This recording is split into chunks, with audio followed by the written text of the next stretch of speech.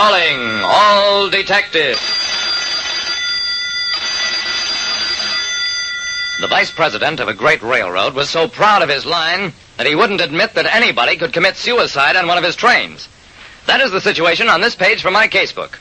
The casebook of Jerry Browning, private detective. When a private detective like me, Jerry Browning, works on a retainer basis, the best he can hope for is to keep his job.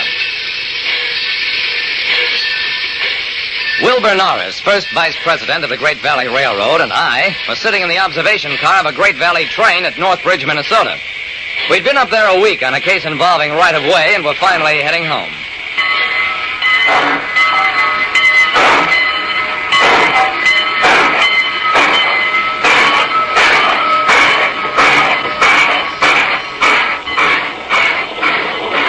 About half an hour after we'd started... All tickets, please. I'm Wilbur Norris, conductor. Mr. Browning and I are riding on passes. Oh, yes, sir, Mr. Norris. I recognize you. Encouraged by Norris's smile, the conductor added, We've got a celebrity with us this trip, Mr. Norris. He's Dane Colby, the movie star. Just finished doing some location shots around Northbridge. Colby, eh? What space has he got? I'd like to meet him. The conductor hesitated. I don't think it's better, sir. Mr. Colby is traveling incognito. Norris shrugged, looked disappointed. The train and Pullman conductors passed us and a man seated alongside of me. The man spoke up. I'm not with these gentlemen, conductor. Don't you want my ticket? Oh, excuse me, sir. I thought we already collected yours further back. The man smiled, shook his head, and produced his ticket. That's all there was to it.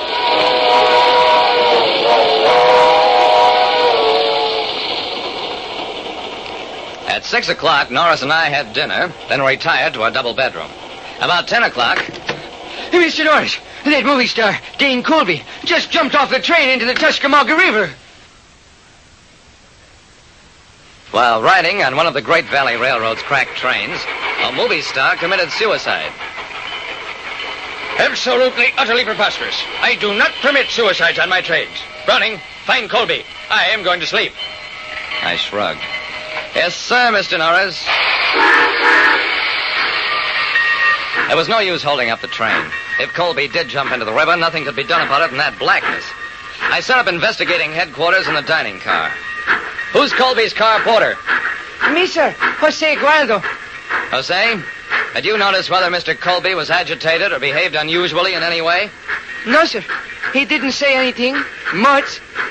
The only other people who had had any contact with Colby were the conductors and a dining car waiter who served Colby's dinner in his compartment.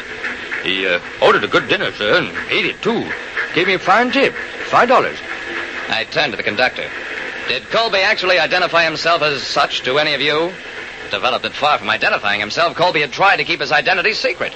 Wore heavily smoked glasses constantly. Then how can you be sure he was Dane Colby? The conductor shrugged. Couldn't mistake him, Mr. Browning. Everybody knew he was on location at Northbridge. Besides, with that yellow hair and those freak sport shirts he wears, you couldn't mistake him. A man doesn't want his presence known, yet wears freak sport shirts. He eats a big dinner a couple of hours before committing suicide. I'm beginning to agree with Mr. Norris. I think Dane Colby, or somebody who wanted us to think he's Dane Colby, is still on the train.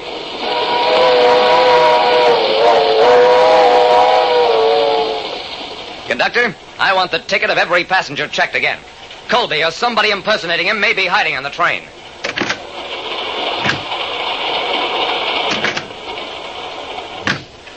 The conductor led the way back to the observation car, then started to work his way forward. When you were collecting tickets, you started from the head end of the train back. How come you're working the other way this time? We generally work from the observation car forward. This afternoon I had business at the baggage car, so we worked the other way for a change. What with having to wake people up, it took well over an hour to work through only half the train. We passed the car where Colby's space had been, found nobody who couldn't account for himself. Then, 2 cars ahead of Colby's.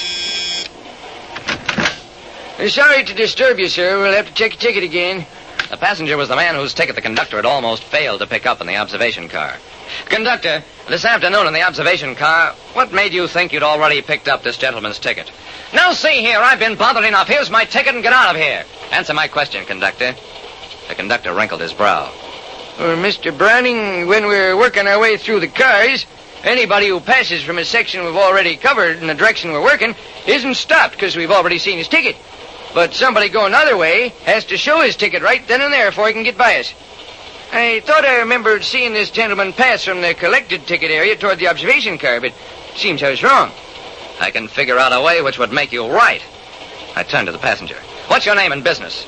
Leonard Turner. I'm a director for Peacock Pictures. Mr. Turner, that means you knew Dane Colby, who disappeared off the train a little while ago. I'm sorry, but you'll have to let me inspect your baggage.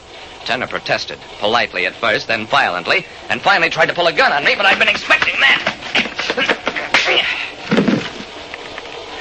Yeah, I found the yellow wig and the freak sports shirt in his valise. Colby never had been on the train. Turner admitted that he'd killed the star and buried his body near Northbridge, because Colby, a fading star, had blamed Turner for his poor work and had the director fired. So Turner killed him, buried his body, and then tried to establish Colby's presence on the train as a build-up for a phony suicide. Later, I tried to explain to Norris the reasoning that trapped Turner. You see, Mr. Norris, Turner had a room in his own name up ahead of the space occupied by Colby. He knew the conductor worked from the head end of the train backward and figured that he'd surrender his ticket as Colby, then walk past the conductor and discard his disguise before the conductor got to Turner's space.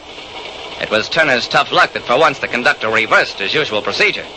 The only thing Turner could then do was remove the Colby disguise and go on back to the observation car. But the conductor noticed him passing and assumed that he'd already collected Turner's ticket. Browning, I haven't the slightest idea what you're talking about. However, I said nobody commits suicide on a Great Valley train, and I was right. Why did it take you so long to solve such a simple matter?